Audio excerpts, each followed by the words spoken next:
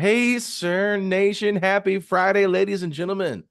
The blue and gold are back in action. Game 6, Gamebridge Fieldhouse. Must win. Win or go home. Win or stay home, actually. But here to talk with me about this game is Michael J. Facci, and we're previewing Game 6, the first time the Pacers have been up for elimination in the playoffs. How we feeling? Yeah, I got the extra pep in the step. It is a Friday, but at the same point, we're in a spot that we haven't been in this season, an elimination game. Backs against the wall. There is no excuses. There's nothing to fall back on. This is it. I hope these players have their bags packed for New York because that's the mentality you have to force what some say is the best two words in sports, game 7. That is exactly right, Facci. The best two words in basketball are Game 7. And I think the Indiana Pacers will get to the Garden on Sunday. Now, there's a lot of things we can look at here, Facci, but today, Rick Carlisle was on one at practice with the media. Basically, no nonsense, disgusted by how his team played in game 5, dropped 2 F-bombs in his interviews with the media.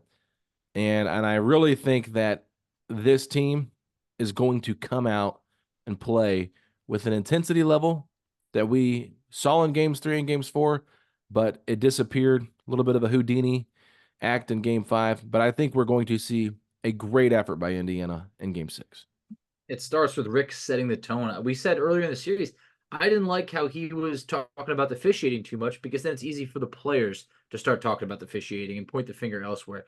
Rick needs to set the tone and be absolutely disgusted with what we saw. The whole fan base, the players, everybody in game 5, it was unacceptable. I think that was rock bottom for the Pacers on the season. I mentioned it was a season low scoring. They got destroyed on the glass. There was the 18 turnovers. There was nothing to be happy about. So I think you could only go up from here. I think this has been a really good series outside of games 4 and 5, which were, like 30-point blowouts. I think we're going to see a very, very tight and competitive game 6. And the way the Pacers have played at home, actually, we talked about it. They haven't lost at home since March, I believe. I mean, it's been a March long, 18th. oh yeah. So think about it that way. I think that Indiana has been, like I mentioned before, the only undefeated team at home in the playoffs. I hope they can keep that up. The crowd's got to be rocking. Look, it's an 8:30 game. All right. Nobody should have any excuses. It's not going to be in traffic, anything. We need everybody showing up and showing out, giving this team that extra juice because you saw what the Knicks have thrived off of in New York. We need more of that magic, and everybody has complimented that Pacers crowd in the playoffs. They have brought it every time. For sure. And before we get into all the nitty gritty of what needs to change in this game, I'll just say this. If you're superstitious, in this series so far, Pacers 0-3 when broadcasted by TNT, but 2-0 when broadcasted by ESPN. And guess who was calling the game on Friday night? ESPN. ESPN. Mike Breen, ESPN. I JJ like the Redick, roster Doris there. Burke. They are back, and they have been good luck charms for the Indiana Pacers so far in this round. So there's that. But I will say this. If we're going to get into the nitty gritty now of what needs to change, I think the biggest adjustment that happened in game 5 was the Knicks go small with Miles Yep. McBride instead of Precious Achua. We talked about that a little bit after our recap game. But what do you think Indiana does differently to try and, take advantage of this smaller lineup from New York? Well, I don't think they're going to change up their lineup or anything like that, but I do think that they're going to need to be able to help Tyrese out, set more screens. Deuce was picking him up like basically full court a lot of last game, made Tyrese uncomfortable, really kind of getting that ball out of his hands earlier than what Indiana wants. So I think that they're going to need to be setting a lot more screens, being able to get him, just going. I felt like there was no point where Tyrese was able to get in the paint or really do anything to play his style of basketball. So I think that you have to expect that Deuce is going to be picking up, Tyrese, he's going to be all over him as if he's his own jersey. Mhm. So that's going to be tough, but Indiana's got to be able to free Tyrese. I think so too, and I think they needed to just attack that matchup, see how it plays out. Like, I'm sorry, but Deuce McBride should not be limiting Tyrese Halliburton. I don't care how effective he is defensively, right? You cannot allow a guy like that to take your star out of the game. Imagine if the Pacers put in someone like that for their team. on Jalen Brunson, and he just became a shell of himself, goes Exactly. MIA. Like McConnell taking Brunson out of the game. We love Right. some McConnell. We do. But at the same point, stars need to be stars. And I just think that no matter who's guarding Tyrese, he has to have that mentality of I'm not going home. I'm still going to trust my game. I'm going to trust my shot. And I think that Mhm. that's what he has to do. Yeah, and I think one thing too with Deuce McBride, like he was very involved in the Jalen Brunson offensive actions, setting a lot of screens, and I think Indiana needs to do a much better job of fully committing to their double teams. We saw too often, the hedge was about 75% of the way there. Guys are trying to recover before they're even helping prevent Jalen Brunson from going. And I will say this, maybe it's just me, maybe the Pacers don't change it, but if you're going to pick Jalen Brunson up full court and they set a screen about 5 feet inside the half court line, Aaron Nesmith does not need to go around the screen to go, fight through it over the top. He needs to go under the screen, especially if Miles is up there helping as well. Hedge that, let Aaron recover and get back instead of trying to fight over the screen and then giving Jalen Brunson more of an opportunity to drive the lane when your trap is not 100% there. So it's not simple to do because Jalen Brunson is very good. Oh, yeah. But this means not only does Tyrese need to be better offensively, but he's got to be locked in and engaged defensively. We've seen Tyrese be good at traps here and there, but the lazy trap, the lazy hedge where he reaches around and tries to steal the basketball, he's been called for fouls on that twice already in this series. So maybe more than that I'm missing, but he needs to not do that and just play solid defense. If you get a blocking foul for hitting him with your shoulder a little bit, trying to knock him off balance or just give Neesmith more time to recover, that's one thing. But you can't be playing lazy defense and then trying to reach around thing. That's what you do in pickup ball when you're 50 pounds overweight and you can't guard the person you're trying to guard. I can tell you one thing. There's no scenario where Tyrese is ever going to be at risk of fouling out. I'm looking at in the 5 games. He has 3 games in this series where he has 0 fouls. There's another game where he has one, and then he has 1 game where he has 2 fouls, Yeah. and it came in the blowout that the Pacers, won by upwards of 30 points. So I just feel that yes, he can't be lazy on defense. If you get called for a foul here or there, okay, at least we know you're trying, but we need him to be, playing like there truly is no tomorrow on defense.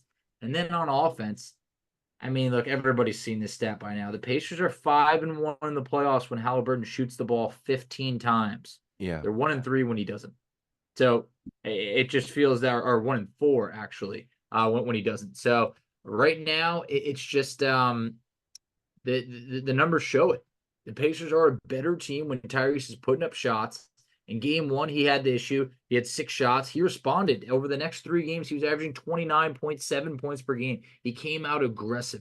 He's now had a couple of days to just think and game plan about this. Mhm. And we talked about it last time. There's no shot that Tyrese has not heard all of the critics. So this man, he better come out there shooting the ball early on. He just had 2 shots in the first quarter last game. I want to see, you don't need to put a number on it. It's not that he needs to put up 25 shots, but the Pacers need him to have the ball in his hands for this offense to be effective. No, and I agree. Like he has to be that guy we saw that led this team to the in-season tournament. Yeah. The run that they had. Like there's no doubt about it. You need Tyrese to be the Tyrese we really saw games 2, 3, and 4 too. Like that guy was playing really well. Ooh. The Oh, game yeah. 5 thing and the game 1 thing, it just kind of feels like maybe on the road he cowers a little bit. I think Not so. sure what that reasoning for is because usually you need your stars to be stars on the road and not at home. So Halliburton's got to carry that over if he plays great in game 6 to game 7, and we'll get there eventually and talk about that tomorrow or excuse me Saturday if they do advance to make a force a game 7. But I think in addition to Tyrese, you need a more impactful Pascal Siakam on the Definitely. offensive side of things. I think that if they want to go small, New York and Josh Hart is his primary defender for the majority of the time he's out there, I say go to him early in the mid to low post and see what he can do. And if you can get Pascal going, one, they're either gonna have to change that matchup, go back to Precious Achua, or two, they start double teaming, which then can open up more shots for the 3-point shots, which we've seen the Pacers struggle with when they're double teaming Jalen Brunson. having to try to get out there to defenders, or excuse me, 3-point shooters when you're playing defense, it's hard. So with the way the spacing is for the Pacers offense for the most part, Miles can spread out in the corner and let Pascal kind of maybe run that pick and roll with Tyrese a little bit and see if you can get the switch where Josh Hart picks up Tyrese and now you've got McBride or whoever on Siakam. I just think that they have to use Siakam's advantage to score in the post against New York instead of allowing New York to push him outside of the paint of the restricted area where he can really thrive and pushing him out to the 3-point line. I just feel like that is one thing they did way too often in game 5 was get him the ball where he's not closer to the basket where I think he can thrive a little bit better. Yeah, I mean, there's only 2 games in this whole series where Siakam's had more than 15 shots, and they came in games 1 and 2. So I just feel that he hasn't been as active as you want him to be. And yeah, the 3-point line, I mean, he's got numerous games where he has 3 attempts, 3-point shots, been shooting 40% from the series, but it's not like he's taking a lot of threes. But I just feel that yeah, what you mentioned before, get him the ball where he can thrive, that mid-range area. I think he can make things happen. At times, I mean, he's our guy that if anyone's getting to the free throw line, it's Siakam. It really is. He had 9 free throws in game 3. He had 7 free throws in the last game 5. I mean, it's just he's our only Turner's not getting the line like that. And when you want to go back to Tyrese Halliburton, you know how many free throws Tyrese has in this series? It's 9 total free throws in the whole series. Jalen Brunson is averaging just about 9 free throws a game A in game. this series. Oh, yeah. So it just feels like if we're going to get to the line, it's got to be Siakam being aggressive, getting the Knicks, in a little bit of foul trouble because Josh Hart cannot guard him. He is giving up way too much size, and I just feel that when the Pacers have kind of, not to say forced that ball into Siakam, good things have happened. But if he's standing out by the 3-point line, specifically at the top of the key, it hasn't been good possessions for Siakam in that scenario. Mm-hmm. Yeah, and I think if we want to just get on one of the other big points from game 5, just the rebounding. I mean, obviously that is a huge talking point. Majorly. Giving the Knicks 29 more field goal attempts than Indiana for the entirety of game 5. Yeah, You can't allow disgusting. that to happen again, especially on your home court. So I don't expect that to happen, and I think Rick Carlisle was mostly disappointed with that more than anything, more than Tyrese's shot attempts and things like that. I think Rick was just disgusted, really, with the effort that his team put on the glass. And while we did harp, and I'm sure I put it out on Twitter, kind of criticizing Miles for his one-on-one matchup with Hartenstein, it's not just Miles. It's Siakam, it's Halliburton, it's Neesmith, it's Nimhard, Obi Toppin, McConnell. Everybody that's in the game has to gang rebound. This isn't a team that just has one dominant rebounder that has a great nose for the basketball. They need to do this as a collective group. And overall, in my opinion, with the way they've been trapping, it puts them out of, sync defensively. They're scrambling all over the place, and that's what is allowing guys open lanes to the basket. So if you actually double team correctly and recover correctly, then it'll be easier to box out. But if you recover late, you're in scramble mode, and now Jalen Brunson is taking an uncontested or a lightly contested 18-footer, and it somehow hits the front of the rim. Well, now Miles Turner, instead of playing drop coverage on Jalen Brunson and backpedaling and leaving Hartenstein open, he can actually maybe put a body on Hartenstein instead of sitting there kind of stuck in the mud trying to figure out what he's supposed to do committal wise. Do I commit to Jalen Brunson? Do I keep playing drop coverage and try to play in between Brunson and Hartenstein? Or do I just go back to Hartenstein? So I just think this is where they have to use their defensive game plan correctly and execute correctly because it's all about execution. If you don't execute your defense right, it just leaves everybody, out there on an island. And you can't be stuck on an island against this Knicks team. You have to gang rebound and do it as a team. It's more important than trying to get out in fast break. Execute an effort. I think the effort's got to be there. And I was looking into some of this, and the team that's won the rebounding battle has won Yeah. every game in this series. And the offensive rebounding last game, it was backbreaking. I mean, the Knicks had a 20-5 advantage on the offensive glass. That created the 29 extra shots that you mentioned. But Turner and Siakam, they got to bring it. If it's one thing for them to bring it offensively, they got to bring it on the rebounding. This cannot be one of those performances, for Turner where he's averaging, where he has 2 to 5 rebounds in the game. It can't happen. Turner's actually averaging sub 6 rebounds in this series, and the Pacers only have one player averaging above 6 rebounds. That's Pascal Siakam, who's averaging 6.8. The Knicks have two players that are averaging almost 10 rebounds per game. Josh Hart's giving them 12 boards per night. Hartenstein's giving them 9.6, and then they're getting like another 6 or so rebounds out of someone else. But it's just, you have three players that are basically just setting the tone for the Knicks on the glass. The Pacers have just been nowhere to be found. You have Nesmith in Game 4 giving you 12 rebounds, following it up with 4 rebounds in the next game. The effort's got to be there. So I Yeah. think on the glass, that is 100% where I'm looking. If the trend's going to continue, win the rebounding battle, you just very well may win the game, because that's how the trend's been through 5 games. Yeah, I mean, that's a great point. I mean, the rebounding has been pivotal for this series, and we knew that going into it. We knew this is a good rebounding team. You have to keep them off the glass. And it's like the Pacers are a much better rebounding team at home for whatever reason, even though there probably weren't a lot of rebounds to get in game 3 with how well everybody was shooting on New York for the first 3 quarters. But, that is one thing that I am a little bit interested in is just to see what players show up for New York, because after game 3, DiVincenzo has not been the same player offensively. I would say after really game 2, maybe game 3, but Josh Hart to me has not been much of an offensive threat the last, handful of games.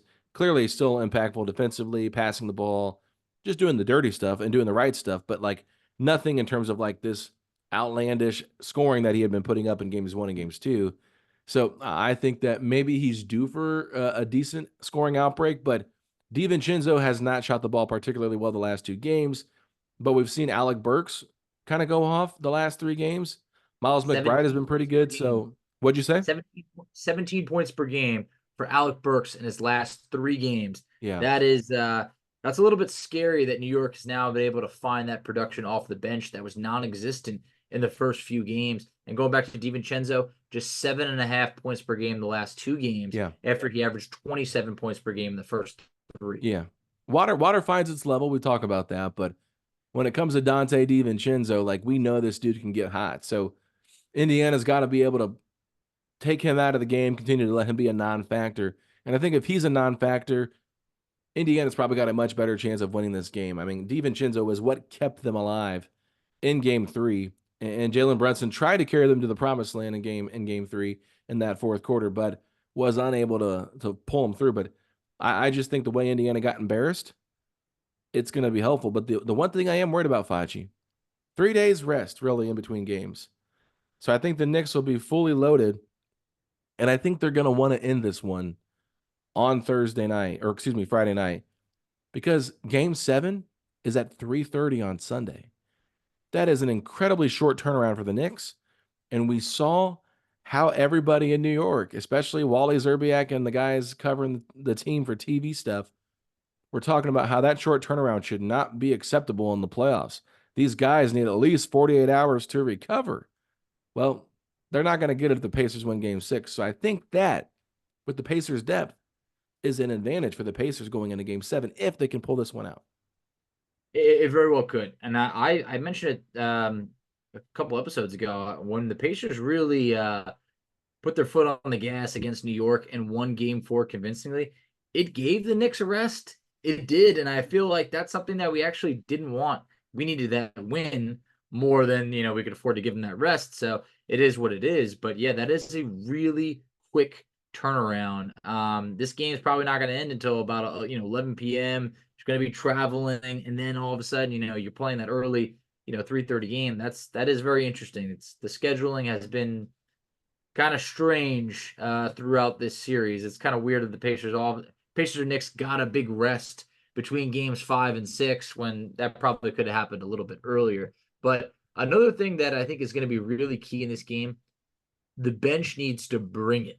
The bench, they were out of this world phenomenal. About 57 points, I believe it was in game 4. They were nowhere to be found in game 5. 21 points collectively. A large chunk of that came in garbage time when it didn't matter. I do think you're going to get a much better performance out of TJ McConnell and Obi Toppin that have set the tone in first quarters, in this series. So I do think the bench will step up. And the Knicks are still going to be running that slim rotation at this point. I think that if the bench can be who they've been all season, that's going to be a major jolt for the Pacers, and nobody gets that crowd on their feet like TJ McConnell. That home crowd thrives. If McConnell can hit one of those threes, that's always what has the crowd erupting at home. No, I mean, and I think we saw it in game 5 when the bench came in. That's when the Knicks went on their big run. Yeah. So the Pacers just have to be very, careful with allowing the bench to stay out there too long if the Knicks have been able to kind of slow them down a little bit. But yeah, I mean, the bench has always been better at home. I know that there is a little bit of an outlier there in games 1 and games 2 where the bench was phenomenal in Madison Square Garden. But go back to the first series, the bench was great at home, bad on the road. They were terrible in game 5 on the road against New York in this series. They were great in game 4 after really struggling in game 3. So I expect them to have a bounce back performance, especially the guys you talked about, TJ McConnell, and then Obi Toppin. I think he'll play better too because Obi Toppin has been so much better at home than he has been on the road. So, yeah, it's one of those things where there is a lot of things at play here. The Knicks continue to kind of be underman. They have a short rotation. You talk about it, 7 guys basically. OG Anunoby has already been ruled out for this game. Jalen Brunson looks healthy, but if you're really thinking about this, you talked about it just a few seconds ago. Indiana getting onto that massive lead allowed the Knicks to rest.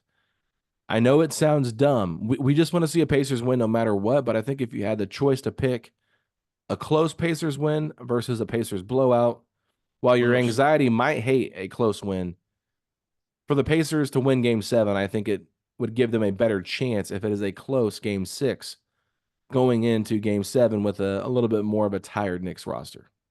I completely agree because we know they're not gonna break out anyone else. You're not gonna see Shake Milton all of a sudden giving them good minutes, in this series. They're rolling with 7 deep. That's what they've done. That is what they will do. I think that we saw the changes from Tibbs last game and what he did with Deuce in the starting lineup. I'm curious to see what Rick does differently. Can you do something to contain Jalen Brunson? You're not going to stop him. You're not going to hold him to 18 points or anything like that. In my mind, if you hold him to 30, that's a win. If you hold them to 35, you did better than last game. But I just think that they need to do something differently.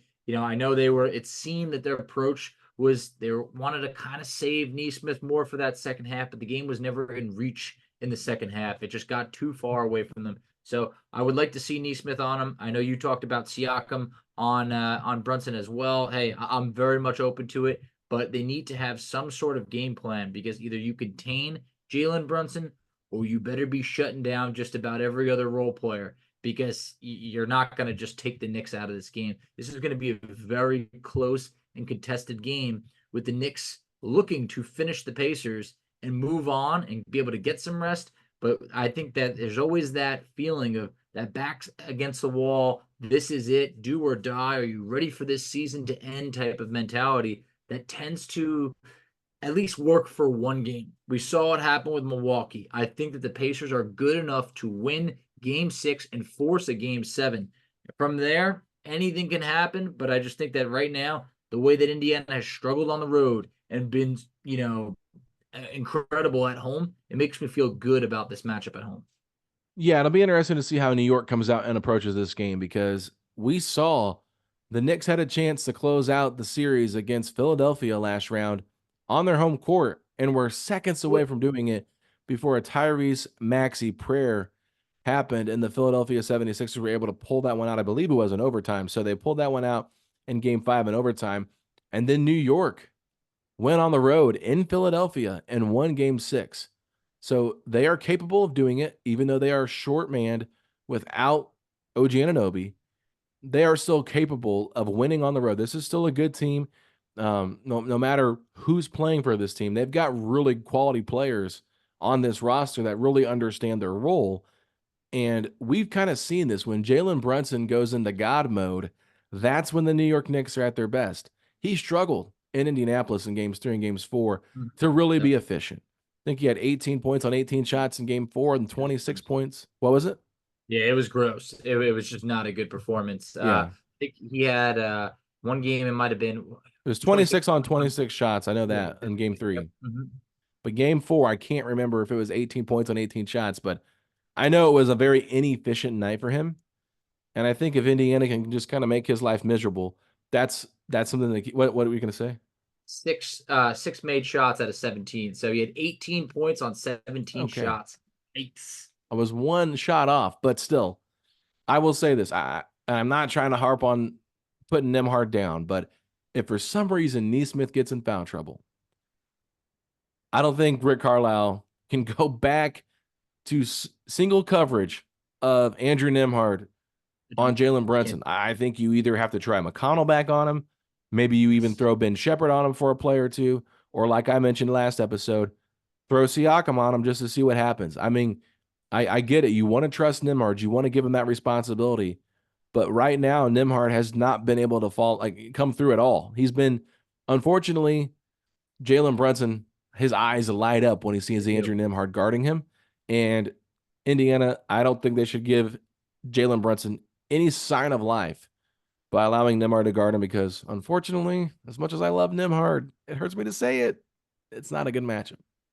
Not. It's not. It's simply put, everybody with an eye, one eye, can tell you that it has Even the not been blind good. people are seeing this match. Exactly. You don't need two eyes to see that this matchup has not worked out. I think Brunson, yeah, like you said, his eyes light up. He starts to smile. He knows that, hey, I'm going for it each and every time. And I think that when Neesmith's been on him, he's definitely had a different mentality. And I think he's kind of shot more fadeaway shots and that have not really worked out or been as efficient as he wants them to. So hopefully, hopefully it's just a cleanly called game. Neesmith not in foul trouble. I think that's going to be big because if Neesmith picks up two early fouls, this whole game's going to change. So it'll be interesting to see what happens. I think that Indiana will protect the ball better. Like I mentioned, they had 18 turnovers last game. They only forced 9. The Pacers they have protected the ball way better early on in this series. I do think that they will respond in that avenue.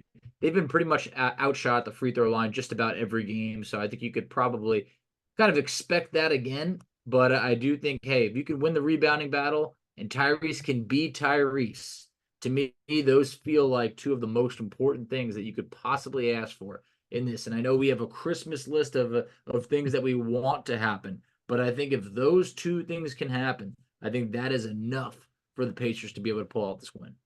Yeah, you're down 3 games to 2. You're on the brink of elimination. You've got to be the team that is the most desperate. And if they don't play like they're the most desperate team, like their backs are against the wall, it's going to be an early night for Indiana. New York's going to win this game. But Yeah. I think the amount of Pacer fans that we saw in the arena for game 3 and game 4, Pacer fans are going to lift this Indiana team and help them get off to a good start. JJ Redick said it on his podcast today when talking about different arenas in different fan bases, which ones have brought it. He said, man, I was in Indiana for games 3 and games 4 of this series, and that is a rocking arena. They have a great fan base. So pat yourself on the back, Pacer Nation, because you brought it and you helped lift this team to a victory. I mean, even Mike Breen said the Pacer fans are getting tired. They've had so much to cheer about in game 4. Don't get tired. Pacer Nation, the Pacers need you. They have been a totally different team at home than they have been on the road. And I will just say this, I've thoroughly enjoyed watching how everybody steps up in these games, and it just feels like they almost play at a faster pace at home too. I don't know if there's any metrics to back that up, but yeah, it definitely feels like Indiana has to come out and play with their hair on fire for 48 minutes and do everything they can to force a game 7. I think they can, and I think they will. I think they will as well. And I think that if you guys had fun this season, hey, this could be the last one to show up to. So if you want to play it safe, show up, show out. We need you. But I do think that the crowd is going to be behind this team. I think they're going to be the sixth man. I think that Indiana does force this game 7. And I think that this has been a great series. I don't want to say any of those, oh man, it's been such a blast this season, because I'm not ready to say goodbye. I Yeah. think that Indiana handles business. And I think that this right over here is going to be what you could say the biggest game for Tyrese Halliburton's career. I think you can. The critics are on him. You're a home. You're facing elimination. How do you respond coming off of that type of performance? I think that he knows what's at stake. and I think that he will bring it. I would rather Tyrese go 6 of 17 from the field than have another performance where he only puts up 8 or 9 shots. In my mind, empty the clip. Kobe Bryant has always had that mentality. Hey, just don't stop shooting. The next one's going in. Anything along those lines. Tyrese has to trust his shot. He's shooting 43% from three in this Yeah, series. He's shooting over 50% in this series. This man has not been inefficient. He has taken himself out by not shooting the ball at times. That mentality, you got to flip that switch in game 6. absolutely. Bold prediction for me is he has 20 points and 5 assists by the half. By half, wow. You give me that. I'm telling you, I'm feeling good. That would be everything that we've wanted. And Tyrese has been able to do that at times in the series. He's had some big halftime performances where he did have 20 or more. So I think that'd be great. I'd gladly settle for 15 points, at halftime. Anything along those lines, I think would be awesome. But I would really like to see him put up at least 5 shots or so in that first quarter just to set that tone and really be able to once he's kind of made that first shot, I think at times, hey, okay, great. But sometimes he's made that first shot and then just for whatever reason, stop shooting. Tyrese, you can't stop shooting in this game. India can only win if you bring it. There is no scenario where we're going to win this game if he has, 15 or less points. It's just not happening. After game 1, he was criticized heavily. And what did he say? I got to be better, and I will be for game 2. I'll be better for game 2. What did he say after game 5? I got to be better, and I will be better for game 6. He dropped 22 points after the game 1 performance in game 2 in the first half. I think he does 20 points and 5 assists in game 6, and he puts his team on his back, and he is going to help force a game 7. But I think you're going to see great play from just everybody on the Pacers. I think Rick Carlisle, while people have criticized him, Facci, the fact that he is still irate and really lighting into his guys, it's great to see because he knows when to turn on the good cop, bad cop stuff. Watching the game 5, they were getting a little bit rattled. The Knicks were going on a run. They pan over to Carlisle, and what is he doing? He's clapping and he's saying, we're good. We're good. He's trying to have this calm approach and not get all fiery and rattled up and trying to keep his guys together, knowing that this is a tough environment in New York. But, they end up losing by 30 points, and he rips into him, and he's still ripping into him, and he's ripping into them nicely through the media, trying to get his message across. So I'll just say this. Rick Carlisle, I know people have their, thoughts about him. Some like him, some don't. But he knows when to press the right buttons, and I think he's pressing the right buttons to try to get the best response from this team in game 6. Oh, absolutely. And whatever happens, if the Pacers were to unfortunately go down, I just don't want everybody to just dwell on that one game or, oh my God. You look at Cleveland, the Cavaliers just lost, and now it looks like they are imploding. Everybody's talking about every player going into another team, this, and that. This has been a really, really good season. I don't think that it's about to end. But man, don't be if it doesn't work out, don't be saying Carlisle's got to go and you can't re-sign Siakam. It's like, guys, we are playing good basketball right now. We just need to finish the job. Hey, we can win the next 2 games, but the next game, that one's ours. Absolutely, Facci. Well, let's go ahead and wrap this one up. Tell everybody where they can find us at on social media. Absolutely. So you can find us on Twitter at PacersPod STP. You can find Alex on Twitter at Alex Golden NBA. I can be found on Twitter at _FACCI. You can find us on Instagram at PacersPod STP. You can find us on Facebook at Setting the Pace. You can find us on TikTok at Setting the Pace. And Alex, tell them where they can check us out on YouTube. Ladies and gentlemen, go to youtube.com/Setting the Pace, a Pacers podcast, and hit that thumbs up button. If you can see this thumbs up, give us a subscribe. And let us know what you think in the comments. We've had a lot of Knicks fans hopping into the YouTube comments after game 5, running their little Knick mouth. Fire back, Pacer Nation. Don't let these Knickerbockers dominate. Setting the Pace's comment section. Come on now. What are we doing? Running their mouths. Will we call them frontrunners, Facci? I think we can. They weren't in our comment section after games 3 and games 4, so there's a bunch of Knick frontrunners here in the YouTube comment section. So we'll see if they're there in game 6. Hopefully, we're not seeing any Knicks fans in our YouTube comment section. But Pacer Nation, we need you. And if you're not listening to us on the audio side of things, well, you're listening to us on YouTube. But if you're listening to us on the audio side of things, give us a 5-star rating and review. We really appreciate it. But Facci, if you are hoping that Tyrese Halliburton, Pascal Siakam, Miles Turner, and the Indiana Pacers force a game 7 Hit me with those 3 words. Let's go, Pacers.